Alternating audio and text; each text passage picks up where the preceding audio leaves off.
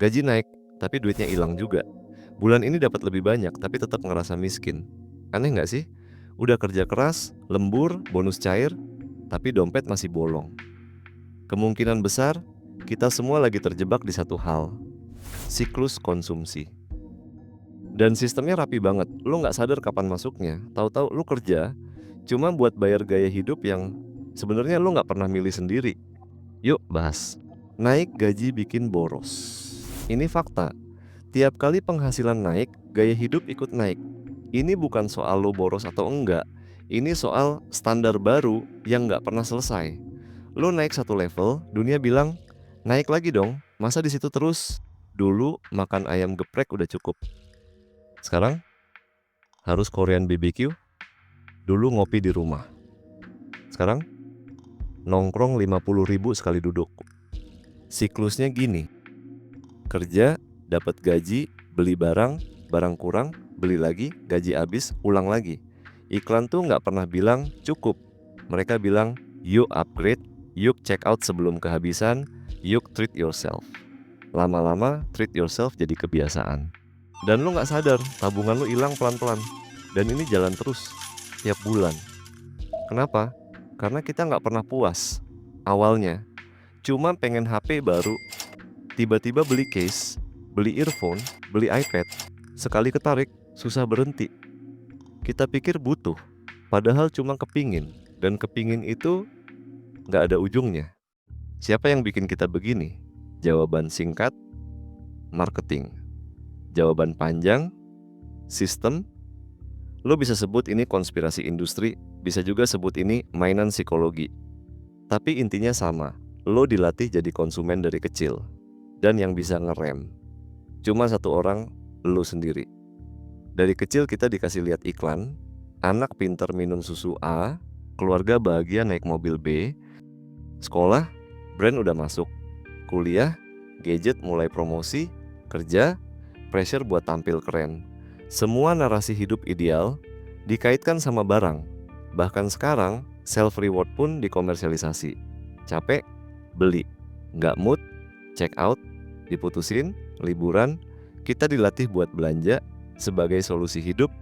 Padahal, hidup lo nggak selesai sama keranjang belanja. Lo nggak perlu boros buat terjebak. Cukup buka Instagram, lihat temen flexing, liburan, baju baru, skincare, sepatu, motor, mobil, otomatis muncul, gua kapan? Dan boom, lo buka Tokped.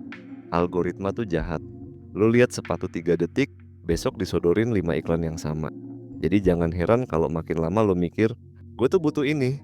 Padahal enggak, lo cuman keseringan lihat. Dan jangan salah, bahkan konten self-love bisa jadi pemicu konsumsi.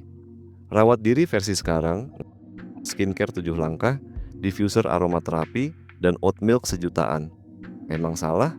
Enggak. Tapi coba tanya, itu kebutuhan atau lifestyle yang dipaketin jadi kebutuhan? Sama kayak nggak lapar, tapi karena ada gorengan lewat, lo beli juga. Kapan lo bisa lepas? Jawabannya, kalau lo udah mulai sadar, gue nggak bilang lo harus hidup asketik, tapi aware dulu. Karena kalau nggak mulai dari sadar, lo bakal terus jadi korban diskon. Dan yang untung, brand, platform, algoritma, bukan lo. Lo belanja, fine. Tapi lo sadar nggak kenapa beli itu? Karena perlu atau karena diskon? Contoh nih, beli barang, tanya, kalau nggak diskon, gue masih mau nggak? Buka marketplace, tanya, ini urgent nggak sih? Lihat tren, pikir, gue ikut karena pengen atau takut kelihatan ketinggalan? Trik kecil ini bisa ngurangin impuls belanja sampai 50% lebih. Siklus konsumsi itu nggak salah, tapi kalau lo nggak bisa kendalikan, lo yang bakal dikendalikan. Dan kalau hidup lo cuman kerja, gajian, habis, kerja lagi, kapan bisa mikir jangka panjang, nabung, investasi, atau minimal tenang secara finansial? Gaji naik tiap tahun, percuma. Kalau gaya hidup naik 2 kali lipat. Lo kejar sesuatu yang gak ada garis finishnya. Jadi sekarang pertanyaannya, lo sadar gak lo lagi main di game yang gak pernah bisa lo menangin? Dan sebelum lo kalah, mending lo keluar duluan. Kalau lo ngerasa video ini relate, jangan lupa klik like dan share ke temen lo yang mungkin lagi ngerasa sama. Dan kalau lo pengen lebih banyak konten kayak gini, yang bikin lo berhenti sejenak dan mikir soal hidup, subscribe aja ke channel, nanti juga sampai. Karena di sini kita bareng-bareng belajar buat pelan-pelan tapi tetap jalan